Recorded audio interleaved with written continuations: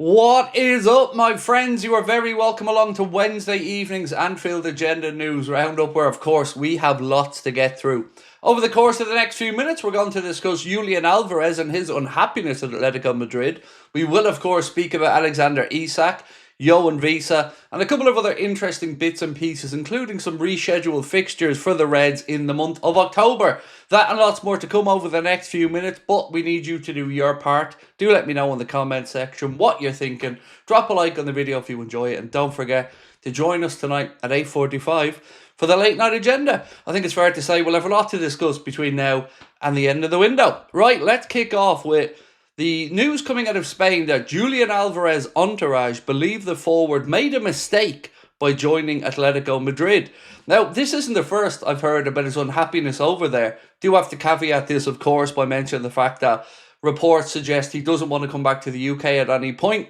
But if it's the only avenue out, am I, clutching at straws here? Is there a way that maybe he could be convinced to leave? Maybe I am clutching at straws. Maybe I'm looking for options here if the Alexander Isak situation doesn't pan out. But for what it's worth, I still have confidence on the Isak situation, and that Newcastle statement last night, which I will read out to you now, actually, just in case you haven't seen it. It's not a very strong statement for me, and it leaves plenty of wiggle room. So it said, "We are disappointed to have been alerted to a social media post by Alexander Isak this evening." This was last night. "We're clear in response that Alex remains under contract and that no commitment has ever been made by a club official that Alex can leave Newcastle United this summer. We want to keep our best players, but we also understand that they have their own wishes and we listen to their views. As explained to Alex and his representatives, we must always take into consideration the best interests of Newcastle United, the team and our supporters. In all decisions, we have been clear that the conditions of a sale this summer have not transpired. We do not foresee those conditions being met. This is a proud football club with proud traditions and we strive to retain our family feel. Alex remains part of our family and be welcomed back when he is ready to rejoin his teammates." Doesn't say they're not selling him though, does it?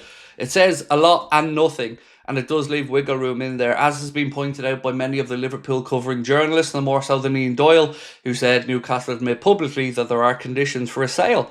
And I hate to say this, but I very much agree with Mr. Ian Doyle on that one. Right, let's move on to Sky Sports' Keith Downey, who said, "If Newcastle were able to land Yoan Wissa in the next few days, and I'm expecting a bid in the next couple of days," which did transpire, by the way, we'll move on to that in a minute, "and Liverpool came to the table offering £130 million, then Newcastle might have a decision to make." Well, on that, the Wissa bid did go in today from Newcastle. That bid was £35 million and £5 million in add-ons, and unfortunately, that bid has also been rejected, but surely this is straightforward for Newcastle, following their own advice to us, because the Newcastle fans have been very good to us this summer. They've been giving us advice on exactly what we should do for Isak. Well, take your own advice, Newcastle fans. Why are you offering a lot less than they wanted? £60 million is the asking price, and your own rationale is pay the asking price, right? Nobody's allowed to negotiate in your world.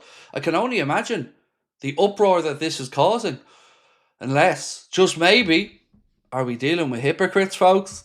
I think we might just be, Right, let's move on to Lewis Kumas. And by the way, the shithousery's never stopping. I'm only going to ramp it up between now and the end of the window, so stay tuned. And I don't really care at this point because I want to have fun. I'm leaning into this and I'm going to have more fun with it because, I won't lie, I live for these kind of moments. Really does bring me joy. Now, of course, I want Liverpool to get our targets. Liverpool teenager Lewis Kumas is wanted by Championship duo Wrexham and Birmingham City, so keep an eye on that one. There's talk of a potential permanent sale for Lewis Kumas. Ben Jacobs was speaking about the 35 million plus 5 million add-ons offer for Wissa, which, as I mentioned, has been rejected. Mohamed Salah, which, by the way, his third time winning the PFA Players Player of the Year award, has kind of been a little bit overshadowed by these events. So I wanted to just take a minute to once again congratulate the great man on his award, and this is what he had to say. "This very special award hits different when we have an important trophy to go along with it. Being champions is what matters, and we will fight to do it again this season. I'm incredibly grateful to the players who voted for me, and a very well-deserved award for Mo as well." Right, folks, next up we're going to talk about Yoan Wissa, who has again asked Brentford to let him join Newcastle. We'll see if that happens. Alan Shearer absolutely talking out of his backside again, talking to Betfair about Isak and again blaming the agent and blaming everything as if that the player doesn't know what his agent is doing. It's been mad watching this unfold. Honestly, it has. The amount of hypocrisy on display from pundits, media. You see one player doing something, another player doing the same thing, but only one of them is really getting the media inches. And I wonder why that is. It's because the bigger club is involved, Liverpool. Right, Nicholas Jackson is being offered for £60 million as Chelsea prepare to carry on spending.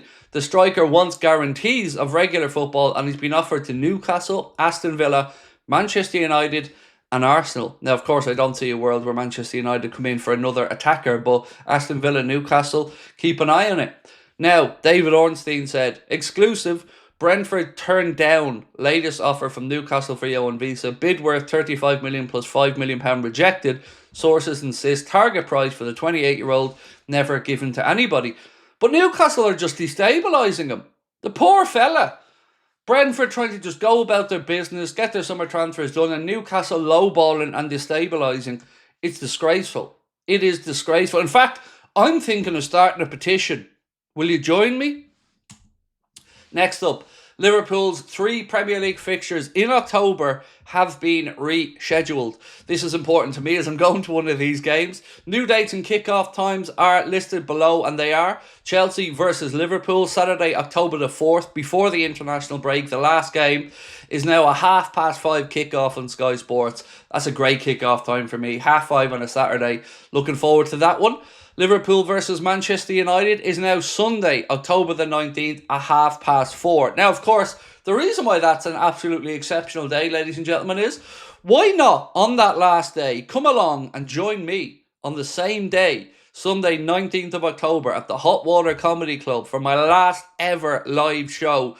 What a way, what a day, what a time. Craig and Liverpool Manchester United in the same day. Come on now. You know you want to come along. Tickets are priced at just £15 and you can get them with that QR code or the link in the description. As I mentioned, it is our last ever live show and tickets are priced at just £15. All of our ticket sale revenue from our side is going towards that fund for Joe's wheelchair basketball chair. So again, you are supporting a good cause as well as coming out to our last ever live show.